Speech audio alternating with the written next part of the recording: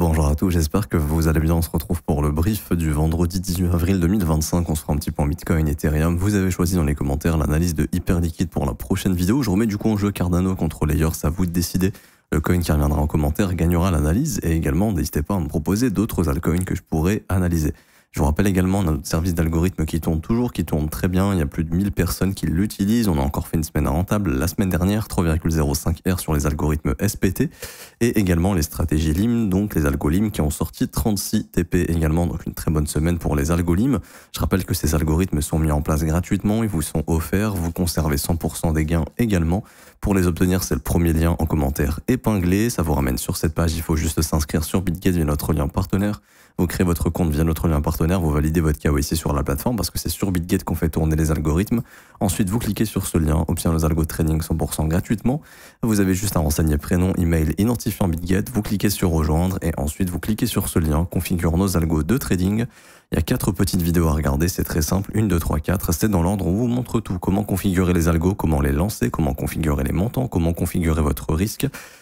Comment observer les trades, comment observer vos gains, comment arrêter les algos si besoin, comment les relancer. Bref, tout est expliqué de A à Z. Vous conservez 100% des gains, donc n'hésitez pas.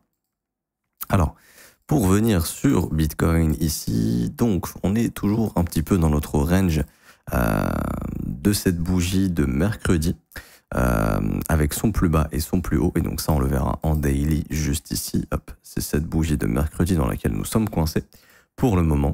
Et nous travaillons toujours ce fair value gap baissier ici, qui est en train de repousser le prix. Et donc aujourd'hui c'est férié. Il y en a beaucoup qui m'ont dit non mais comment ça c'est férié? Alors c'est férié aux États-Unis. Aux États-Unis c'est le vendredi saint. Et du coup les marchés boursiers sont fermés. Si vous regardez le CME par exemple, le CME n'est pas ouvert actuellement. Le CME a clôturé hier à 16h heure de New York et donc à 85 420 $. Du coup, qui dit jour férié dit éventuellement moins de liquidité et dit éventuellement, si manipulation à faire, entre guillemets, je parle de manipulation, mais si on doit décaler le prix dans des zones bien précises, c'est à ce moment-là où ça pourrait être fait, vu que le marché sera moins liquide et que du coup, ça coûte un petit peu moins d'argent probablement de déplacer le prix. On voit au niveau des ordres ici qu'il y a encore, alors on le verra mieux ici, mais qu'il y a vraiment, en fait, il y a une volonté de conserver Bitcoin dans une zone de prix bien précise. Alors, est-ce que c'est pour des expirations d'options? Je sais pas. Dans ce cas-là, ça sera comme ça pendant encore pas mal de temps sur les grosses expirations d'options de fin avril. Mais en tout cas, pour le moment, voilà, il y a clairement une zone qui est défendue. On le voit, il y a des ordres sur Binance de millions de dollars, 48 millions, 36 millions qui ont été exécutés. On a eu un rebond ensuite. On a eu un dump ici et je suis un peu dégoûté, j'ai pas été exécuté. Il me manquait quelques dollars pour être exécuté. C'était mon trade hier pour la session US, prise de l'Asialo, etc. Pour ceux qui ont vu le mentorship, vous savez de quoi je parle. Et pareil, hier, il y avait énormément d'ordres ici qui étaient posés, 39 millions, 34 millions, 32, 37, bref, énormément d'ordres qui ont été exécutés. On peut le voir ici. Hop, et ensuite le marché s'est retourné vers ces ordres. Donc j'ai bien envie de me dire qu'il y a des gens en fait qui sont en train de maintenir le Bitcoin dans une zone de prix. Ils achètent, ils le revendent, ils rachètent, ils le revendent. Et en fait, ils capturent comme ça des micro-variations qui leur permettent d'enchaîner pas mal de profits parce qu'à chaque fois, c'est la même quantité d'ordres quasiment. Ça tombe dans les 30, 40, 50 millions. Pareil, hier, on voit ici des sell limites qui ont été exécutés. Donc ouais, il y a en tout cas la volonté de maintenir Bitcoin dans une sorte de range ici. Maintenant, je le redis encore une fois, d'un point de vue technique, pour faire une continuation haussière, le meilleur scénario, ce serait la prise de liquidité du plus bas du samedi 12 avril, donc sous les 82 700, pour venir travailler ce IFVG et ensuite aller nous chercher plus haut les 88 752 $. Si l'objectif n'est pas d'aller chercher les 88 752, on sera fixé. C'est-à-dire que si le marché perd ce IFVG, là, il y a énormément de chances, je le redis, d'aller retravailler sous les 74 450 $. Est-ce qu'on sait ce que va faire le prix? J'en sais rien, ok. Moi, ce qui m'intéresse, c'est de voir que ici, j'ai une prise de liquidité donc du sommet de la semaine précédente et que j'ai également un marché qui toujours se fait rejeter par ce fair value gap daily, pas depuis n'importe quand, depuis le 1er avril. C'est-à-dire que ça fait 18 jours qu'on est en train de travailler cette zone et que pour le moment, le prix n'arrive pas à s'en affranchir. Et que cette semaine, il y a eu la prise du sommet de lundi, la prise du sommet de la semaine passée, que ça a opéré un rejet et que pour l'instant, le prix ne réattaque pas au nord. Et donc, si on regarde ici en H4, on voit bien tout le fair value gap ici qui a été bossé. Regardez, hop, on voit la prise de liquidité, on voit le rejet qui est assez marqué quand même. Il y a un petit displacement ici. Bon, c'est pas le displacement du siècle en H4, mais il y a un rejet. Le prix est revenu bosser le dernier fair value gap en échelle 4 heures et on voit que ça nous rejette également. Donc tout ça, ce sont des zones importantes qui peuvent marquer éventuellement la fin du rebond ici pour Bitcoin s'il n'arrive pas à s'affranchir de son fair value gap daily. S'il n'y arrive pas. S'il y arrive, théoriquement, l'objectif, ce serait les 80 752. Et quel serait un signal pas très positif? Ce serait la cassure de cette bougie. Si on va là, on veut idéalement voir une mèche, mais une clôture à l'intérieur. On ne veut pas que le marché enfonce le niveau, parce que s'il l'enfonce, là, il y a des probabilités que ça nous fasse un vrai rejet ici. Et que tout naturellement, Bitcoin reparte dans une dynamique baissière pour essayer de déloger les 74 450. Également, petite chose à noter, on l'avait vu ensemble, mais la trendline a été cassée en linéaire, mais elle n'a pas été cassée en logarithmique. Et donc, c'est une chose intéressante à noter. Alors, je ne sais plus sur quel graphique je l'ai, peut-être Bitstamp. Ici, ouais. On voit que pour le moment, cette trendline, on n'arrive pas à la casser en logarithmique. On essaye, là, on pourrait se dire c'est fait, mais non, il faut vraiment s'installer au-dessus, c'est pas encore le cas, et on voit que ça opère un rejet. Donc si jamais il y a une volonté de pas casser cette trendline, ça pourrait très vite rejeter aujourd'hui éventuellement. Franchement, c'est une situation un peu compliquée, dans le sens où, théoriquement, pour moi, vraiment, pour faire une continuation haussière, si on veut le faire, faut venir nettoyer ces 82 700. Là, je vous le montre en horaire, mais en 15 minutes plutôt. Mais on voit tous les stops qu'on est en train de laisser ici. La prise de liquidité a été faite, on a eu un displacement, on est revenu bosser jusqu'au moindre fair value gap ici en M5, etc., etc. Si je vous montre ça rapidement, hop, le petit fair value gap ici qui a été rebossé et qui a rejeté le prix.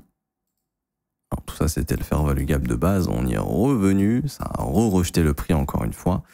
Voilà, donc on laisse quand même des zones de stop également au nord, mais le job a plus été fait au nord qu'au sud. Quand je vois ça ici, un lot, deux lots, trois lots, avec plein de lots à côté. Là, il y a la prise de liquidité, le displacement, le rebond.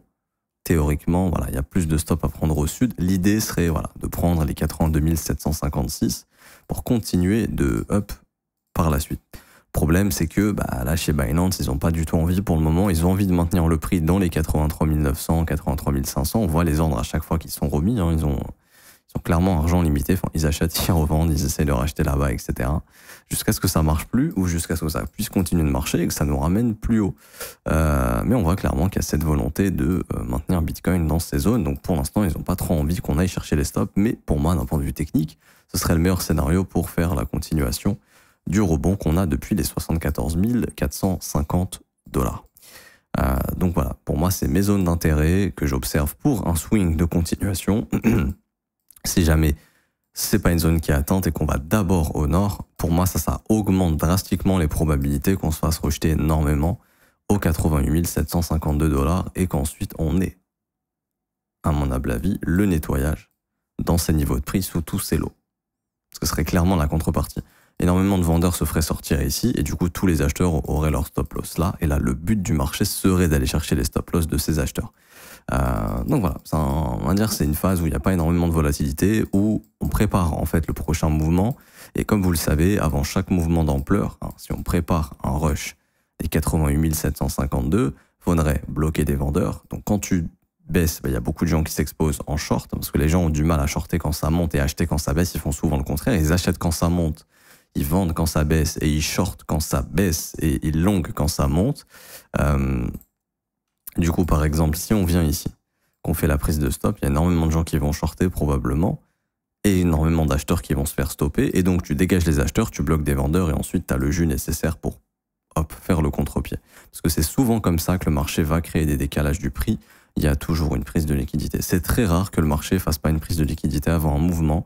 Franchement, c'est très rare. C'est très très rare. Par exemple, ici, vous voyez, avant ce mouvement baissier, qui a été d'une amplitude assez importante, il y a quand même la prise de liquidité ici.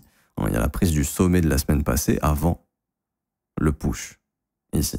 Donc c'est important de comprendre que ça arrive très souvent. Et vous pouvez regarder avant tous les moves. Hein. Ici, hop, on prend les stops avant d'initier un mouvement d'amplitude assez importante. Important plutôt. Et pour venir sur ETH. Alors, Ethereum. Ethereum toujours très faible, pas super fort. La cassure de la dernière bougie haussière en daily, un signal de retournement. On a bien été rejeté par le fair value gap hebdomadaire. On a fait une petite mèche ici, on le voit en prise de stop, donc du sommet de la veille, enfin du sommet de la semaine passée, dans le fair value gap weekly. En horaire également, on peut voir ici que on a eu la chasse, et ça j'en parlais, alors je sais plus, j'en ai parlé sur YouTube, je pense, hein, très probablement même. Très probablement. Mais ce que j'expliquais en gros, c'est que il y avait une grosse zone de retournement ici, hein, sur cette prise de sommet daily et au niveau du breaker, et c'est ce qui a été fait. C'est-à-dire qu'on est venu prendre, alors on n'est pas venu toucher le breaker, mais on est venu prendre le sommet de la veille, c'est la base. Hein. Souvent, et le marché va livrer ses niveaux de prix. C'est pas Monsieur A et Monsieur B qui se donnent rendez-vous pour acheter et vendre. Non, ça c'est clairement algorithmique, hein, ici. Et il y a donc ça c'est une signature algorithmique, quand on descend en unité de temps, après la prise de liquidité, le rejet du prix, c'est une trace, hein, d'un éventuel retournement qui arrive bien derrière. Ça c'est un point de repère pour se dire ok, attention, mon prix peut se retourner, et il se retourne. Et derrière, voilà, le gros fair value gap, la cassure du fair value gap haussier. Donc ici, il y a ce qu'on appelle un BPR, et le BPR, c'est un signal de résistance qui est quand même assez important. C'est un signal d'inversion également. Et là, c'est de se dire que ETH a refait une prise de stop et qu'il est probablement prêt à partir au sud.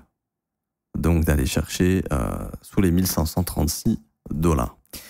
Le previous daily low, enfin c'est plus le previous daily low, mais bon c'est le sommet de mercredi, enfin c'est la journée de mercredi, puisque ici on voit qu'on est venu chasser le plus haut de la journée de mercredi, et on pourrait décider d'aller chercher le plus bas de la journée de mercredi, sous les 1536 $. En tout cas, ce serait l'objectif pour moi, tant que ce BPR est maintenu, de livrer Ethereum sous les 1536.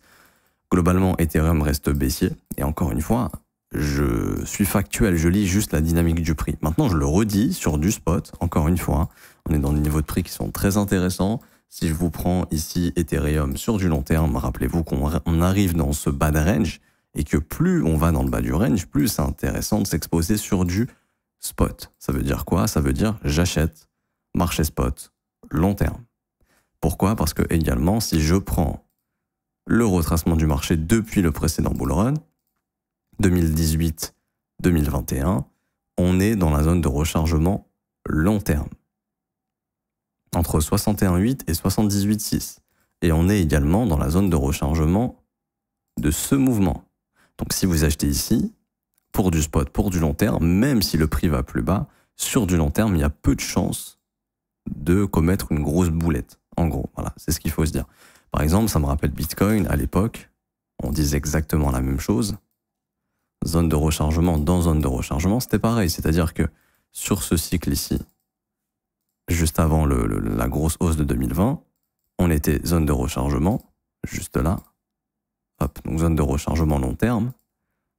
Hop, et ensuite on est revenu en zone de rechargement. Donc en fait, c'est zone de rechargement dans zone de rechargement. Et ici, pareil. Si vous regardez mes briefs de l'époque de 2020, ici en gros, il y a peu de chances de commettre une grosse boulette sur du long terme. C'est-à-dire que tu n'as pas forcément le bottom.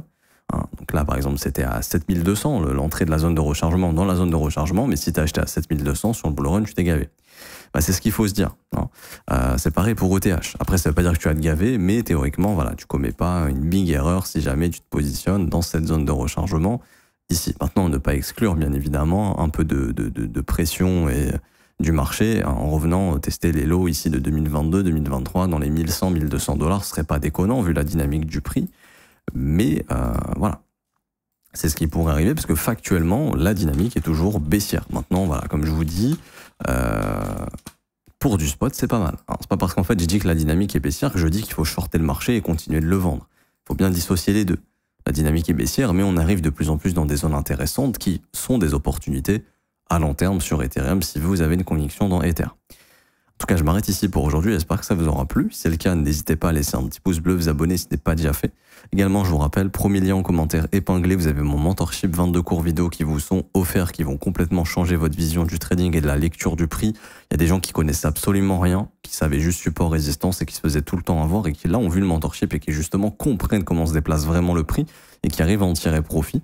Donc n'hésitez pas à en bénéficier. Premier lien en commentaire épinglé, ça vous ramène sur cette page. Il faut juste s'inscrire sur BitGet du notre lien partenaire. Vous créez votre compte sur la plateforme, vous validez votre KYC et ensuite vous avez juste à faire un trade d'une valeur de 100 USDT au minimum pour être éligible au mentorship. Un trade de 100 USDT par exemple, c'est acheter 60 USDC et revendre 60 USDC pour repasser en USDT. Ça vous comptera un trade, pas l'outil conversion mais bien la paire de trading USDT-USDC. Et donc ensuite, il vous suffit de cliquer sur ce lien, la meilleure formation de trading crypto. Vous cliquez sur obtenir gratuitement. Bien sûr, ça ne coûte pas 2799 €. C'est le prix de base si je vendais la formation, mais je vous l'offre gratuitement. Vous renseignez votre email, votre identifiant BitGet, vous cliquez sur recevoir gratuitement et le temps que notre système traite votre demande, jusqu'à 24 heures, vous recevrez le mentorship dans un délai de 24 heures par mail. Et pour ceux qui veulent rejoindre mon école, c'est le seul abonnement payant que je propose. Si vous voulez vraiment vous former sérieusement, être accompagné à mes côtés, avoir accès aux insights, mes idées, les analyses, savoir ce que je fais sur les marchés, quand est-ce que je compte rentrer, quand est-ce que je sors, également que je puisse répondre à toutes vos questions, que mon équipe puisse répondre à toutes vos questions dans le Discord 24-24-7-7, parce qu'on est tout le temps connecté quasiment, en tout cas il y a tout le temps quelqu'un qui va pouvoir répondre à vos questions, pas immédiatement bien sûr, mais vous trouverez réponse à vos questions. Continuez de nous accompagner dans le Discord, vous aurez un accès privilégié avec tous les élèves et vous aurez également accès à la formation de l'école qui est la formation la plus complète. L'école a une valeur de probablement plus de 4-5 000 €, le prix est de seulement 49 € par mois, c'est sans engagement. Vous avez aussi les offres 3, 6 et 12 mois si vous le souhaitez, qui elles sont moins chères, mais ce sont des paiements one-shot.